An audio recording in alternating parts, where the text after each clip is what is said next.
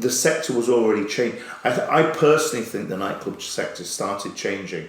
I've been in it for a very long time. I think it started changing around about 2000, around the millennium, when we got a bit greedy as a business, and people just didn't need to go out that night. Every other year, building up to that, people of that sort of 18, 25 age group, they had to go to a nightclub on New Year's Eve. And Christmas Eve, for that matter. Christmas Eve is not even a thing anymore. People didn't go out on Christmas Eve anymore. No. And in Wigan, which is even weirder, Boxing Day, they used to go on Boxing Day. Oh, Boxing Day is huge. Yeah, they get dressed up and everything. Yeah, Boxing Day is always huge. Where? In Leeds? Everywhere. No. Honestly, wait till you see Wigan on. It's crazy. It's like a different world. They do fancy dress. Yeah.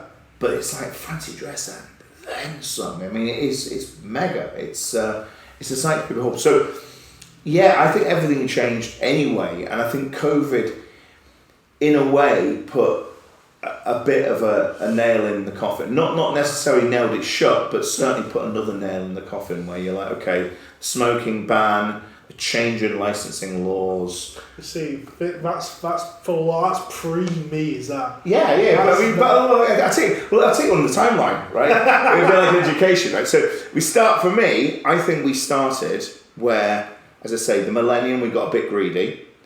Then we had the change in the smoking ban. So the smoking ban came in, people had to smoke outside. 2006 or whatever, something like that. But people were all, up until that point, were smoking indoors quite happily. And then putting their cigarette on the floor. The floors, all the carpets, had to be woolen, so it put the flames out. Then it was the change in licensing law, the devolution of Section 77A. And when that changed and pubs could stay open as late as they wanted to, that was the next thing. And then the final nail in the coffin is, one of the final nails is the change in people's dating behaviours. So a lot of my bride and grooms now, because I'm in the wedding industry, have met on Tinder. Yeah. Which, for my generation, is a bit like, that's something you keep secret.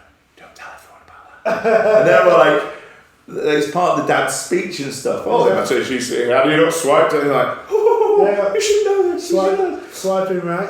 How do you not swipe right? I've never done this. I've never ever been single. Had you not swiped right, we wouldn't all be sat here now, and we wouldn't be eating this very expensive meal. I've heard it. Exactly how it is. So I think those things combine, and then obviously we then end up in a situation where human beings are being told that human beings are toxic. Yeah. Like literally, that is toxic. That's what we were. That's what we were led, quite rightfully, to believe that we were now in that situation. It almost makes you think, right, this is it. We've gone too far.